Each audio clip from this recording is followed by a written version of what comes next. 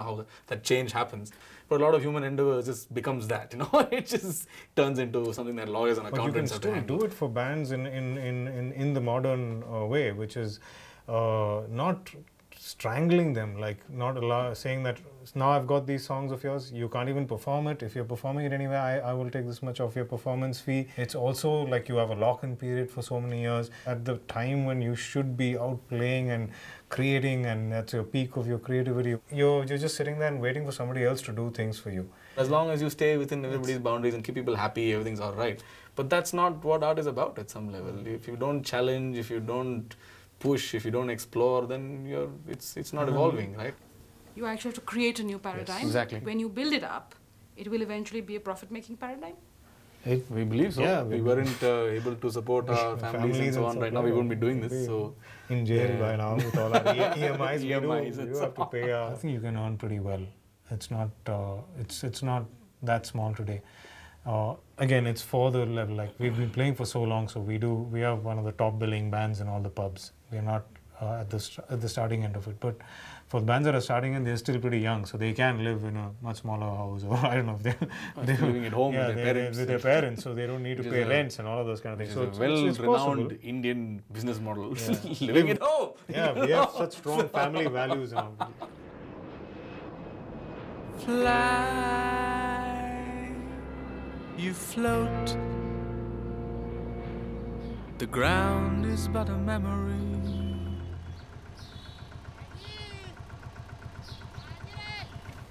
Yeah? Yeah, this is a very cool t-shirt, yeah?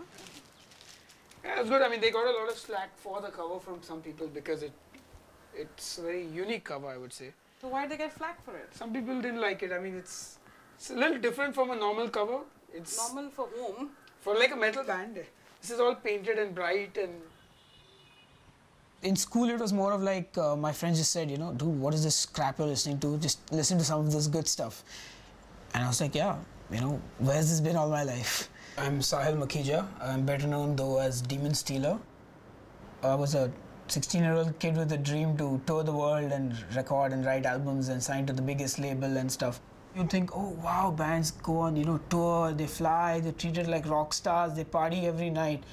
And then, when you actually do it, you realize, oh shit, this is not, you have to wake up, you have to sound check, you have to get a crew, you have to load your gear, you have to perform, then after performing for 2 hours, the next day travel in a bus, sleeping with the same 5 bandmates, and you're doing that for 6 months. It's not a joke. It's hard fucking work.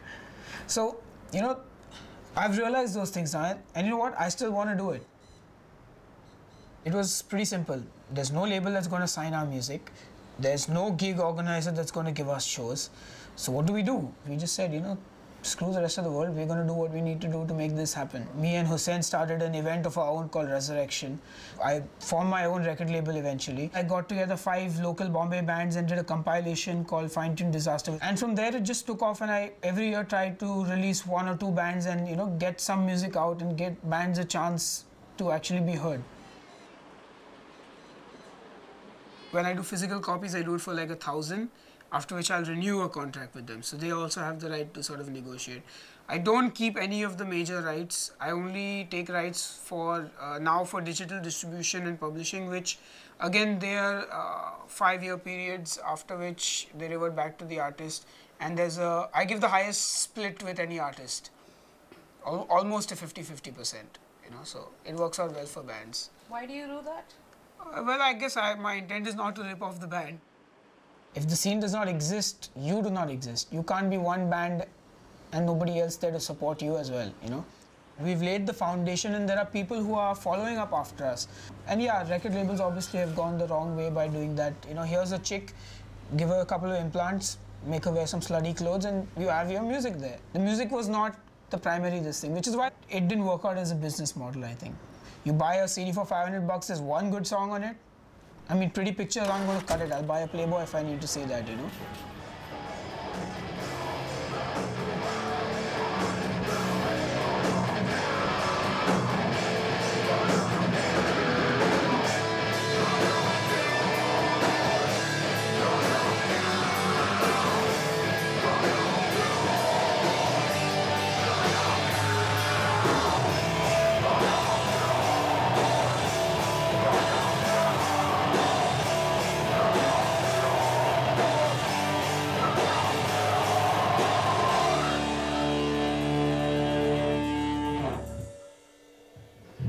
guys use a lot of not a lot, but some amount of Hindi film song references in your songs, right? Yeah. So you're actually in violation of copyright when you do that. Well, what are you gonna do? I mean, it's not like we're an impoverished, malnourished metal band from Bombay. I mean, if you really gotta have nothing better to do to go up to Scribe and say that, why are you touching Bollywood back from the 90s that everyone's forgotten or almost forgotten? If we've written a song and if I see it played somewhere, more than me being like, fuck these guys, I'm gonna sue them, get money, I'll just be obliged, man. I'll be like, that's so cool that it's playing here. Like, I'll just be happy, I think that's the way. I think that's the way we are, So label wants to sign you all this stuff. You want to do that? I think we're just like best at doing our stuff independently because there's a certain way of doing things that we like. There's enough expertise in this band to do it all on our own. Akshay can produce it, he can figure the artwork, you shoot the video, and I'll just talk. I'll just talk about it. So.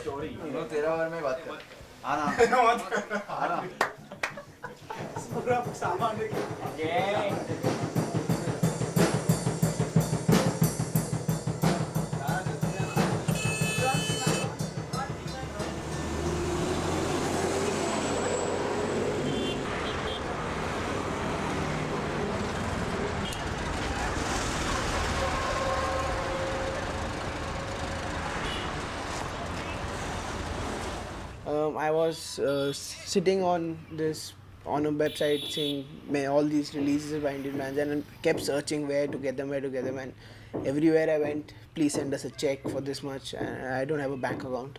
I'm really sorry, please pick it up when you come here. Like, this is no fun.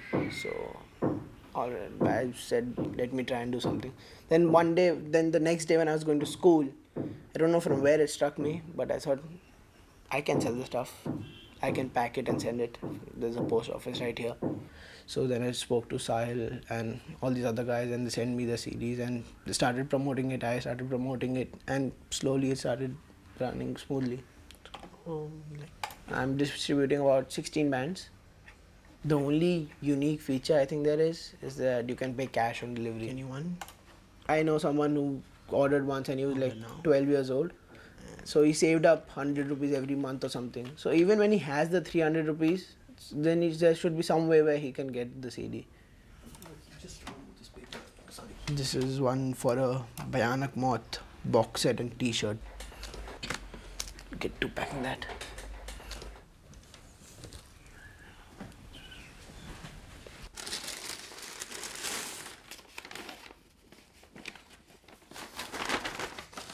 Initially in January I got 10 orders and now I get about 50 to 60 every month. Everybody says that nobody wants to buy CDs anymore. Everybody wants to download for free. So what's the point of starting such a business? Because bands still want to sell music and it's bread and butter for bands.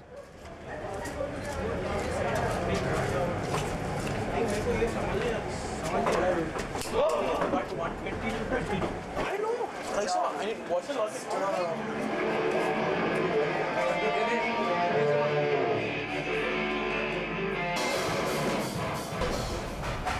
Are you shooting the concert?